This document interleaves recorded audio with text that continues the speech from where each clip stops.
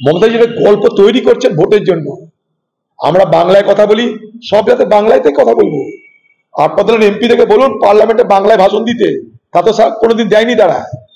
তা তো ওখানে গিয়ে বেশি ইংরেজি বানার চেষ্টা করে। সেখানে গিয়ে বাংলায় যান, সেখানে কমসে কম বাংলায় বলুন।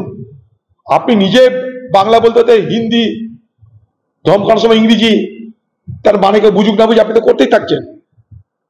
আমাদের ভাষা নিয়ে কোনো প্রবলেম হয়নি। পৃথিবীর সব থেকে মিষ্ট ভাষার নাম বাংলা ভাষা।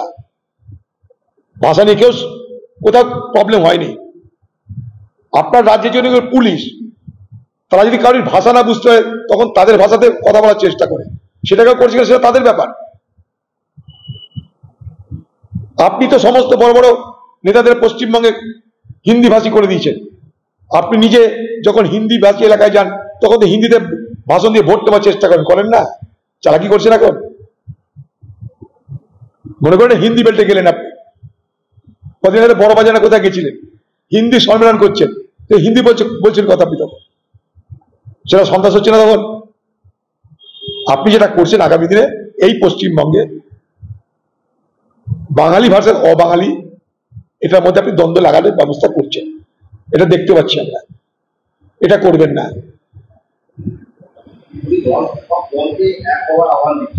মুখ্যমন্ত্রী আমাদের কাছে আসুন, আমরা জ্ঞান দিয়ে দিচ্ছি মুখ্যমন্ত্রীকে। কি এক হতে হবে, কি দুই হতে হবে, মুখ্যমন্ত্রীকে আমরা জ্ঞান দিয়ে দিচ্ছি। এই বাংলার সব থেকে বড় বিপদের নাম মমতা ব্যানার্জি। পরিচালকদের সতর্ক করছে, মানে বলছে তোমরা তৃণমূলে জয়েন করো, নাহলে চলতে দেবো না। হয় টাকা দাও, নাহলে তৃণমূলে জয়েন করো। কালকে তৃণমূলে জয়েন করলে পরশু থেকে মহর্ষি হয়ে যাবে এরা সব। আজকে যে সমস্ত পরিচালকদের যে কন্টেন্ট যেগুলো দেখাচ্ছে তারা, সেগুলো সরকারি আইনের বাইরে হলে তার জন্য তো আইনি ব্যবস্থা নেওয়া দরকার। মুখ্যমন্ত্রী থ্রেট কেন করছে? তার জন্য আইনি চিঠি পাঠাও যে ভাই এটা তোমার এই যে কন্টেন্ট তুমি যা দেখাচ্ছ এটা আমাদের আইনের বিরুদ্ধে, এটা বেআইনি দেখাচ্ছ তুমি। সেটা না করে মুখ্যমন্ত্রী থ্রেট করছে, এটা তো হতে পারে না। কারণ এখানে সবাই তো মুখ্যমন্ত্রী কৃতদাস নয়। যারা পরিচালনা করছে কোনো সিনেমা বলুন, কোনো কিছু বলুন, তারা পরিচালনা করছে নিজেদের পকেটের পয়সা খরচ করে। তৃণমূলের মতন পঞ্চায়েত মিউনিসিপ্যালিটি মারা টাকায় তো করছে না। সেখানে যদি কোনো বেআইনি কিছু হয়, যে গাইডলাইন, সে গাইডলাইনের বাইরে যদি কিছু হয়, অনৈতিক কিছু যদি হয়, ইমোরাল যদি কিছু হয়, সেটা আইনিভাবে ব্যবস্থা নেওয়া দরকার। মুখ্যমন্ত্রী আগ বাড়িয়ে কি করতে হবে না করতে হবে জ্ঞান দিচ্ছে। আমরা তো মুখ্যমন্ত্রী অনেক কিছু জ্ঞান দিতে পারি। আপনি ভদ্রভাবে কথা বলুন, আপনি মুখে গালাগালি দেবেন না, আপনি লোককে ঠেকাবেন না, আপনি লোককে ধমকাবেন না, আমরা তো বলি। আপনি কিছু শুধরে যাবেন? আপনাকে শুধরাতে গেলে আপনার সরকারকে মানে বাংলা থেকে উৎখাত করতে হবে, আর পরিচালকদের শুধরাতে গেলে আপনাকে আইনি ব্যবস্থার দ্বারস্থ হতে হবে। এই দুটো জিনিস মাথায় রাখবেন। দিদি থ্রেট দিচ্ছে মানে হয়তো তৃণমূলের বিরুদ্ধে কিছু হয়ে গেছে, আর কিছু না। দিদির থ্রেট মানে তৃণমূলের বিরুদ্ধে কিছু হয়েছে। তাহলে দিদি এত তাড়াতাড়ি এইসব ব্যাপারে তিনি বিচলিত হতেন না। কারণ কসবার কলেজের কাণ্ড তাকে বিচলিত করে না, আরজি করে ঘটনা তাকে বিচলিত করে না। এর থেকে বড় অনৈতিক কাজ কি থাকতে পারে আমার জানা নাই, সেগুলো তাকে বিচলিত করে না। তাকে পরিচালকটা কি দেখাচ্ছে না দেখাচ্ছে তা তাকে বিচলিত করছে, যেটা নিয়ে সমাজে কিন্তু কোনো প্রতিবাদ নাই। যেটা নিয়ে সমাজে প্রতিবাদ, দিদি সেখানটাই পরোয়া করলেন না। আর যেটা নিয়ে সমাজে প্রতিবাদ নাই, দিদির খারাপ লাগছে, হয়তো দিদি পুরো কৃতজ্ঞতা সত্য করছে না তারা, তাই দিদি সেখানটায় দমকানি চলছে।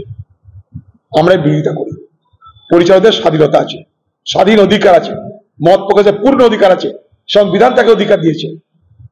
আমি বরাবর এই কথা বলি যে পশ্চিমবঙ্গ জুড়ে দারিদ্রতা এমন ভয়ঙ্কর পর্যায়ে পৌঁছেছে যে এখানে সব ধরনের অপরাধমূলক কাজ এখানে হয়ে থাকে রুটি রুজির জন্য।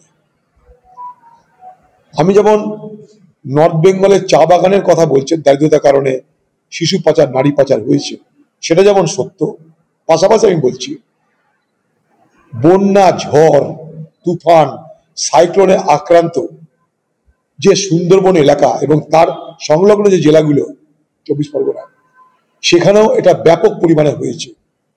এক একটা তুফান আসার পর যখন ধ্বংসলীলা চলে, তারপর সেই ধ্বংসলীলা সাঙ্গ হলে শুরু হয়ে যায় নারী পাচারের, শিশু পাচারের রমরমা, কারণ অভাব আর দারিদ্রতা। এবং ভারতবর্ষের বিভিন্ন রাজ্যে সেখানকার পতিতালয়ে সেই সমস্ত বাংলার নারীদের স্থান হচ্ছে। আরো বলি, ভারতবর্ষের যত পতিতালয় আছে সেখানে সব থেকে বেশি পতিতাবৃত্তি করছে এই বাংলার আমাদের ঘরের মা বোনেরা। এটা আরেকটা দায়িত্ব নিয়ে বলে গেলাম। ভারতবর্ষের যত রেড লাইট সিটি আছে, পতিতালয় আছে, সব থেকে বেশি সেখানটাই পতিতাবৃত্তি করছে এই বাংলার মা বোনেরা। এটা সার্ভে রিপোর্ট থেকে আপনাকে বলছি, খোঁজ নিয়ে দেখুন আপনারা। তার কারণ অভাব আর দারিদ্রতা। এটা রাজ্যের বাইরে, রাজ্যের মধ্যে কি চলছে আপনি জানি? রাজ্যের মধ্যেও তাই চলছে। যে কোনো মফস্বলের যে কোনো ছোটখাটো হোটেলে যান, শহর সংলগ্ন ব্যাঙের ছাতা মতন হোটেল গজি উঠেছে, রিসর্ট গজি উঠেছে, সেখানেও একই কারবার চলছে। নারীদেরকে পণ্য করে সেখানে দালাল শ্রেণী তাদের অভাব দারিদ্রের সুযোগ নিয়ে একই কর্ম চলছে এই রাজ্যের মধ্যে। রাজ্যের মধ্যেও যেমন, রাজ্যের বাইরেও তেমন। নারীরা, শিশুরা আজকে এই বাংলার যারা খাদক, তাদের শিকার। আমাদের ভিডিও ভালো লাগলে লাইক এবং শেয়ার করুন। কমেন্ট সেকশনে গিয়ে জানান আপনাদের মতামত।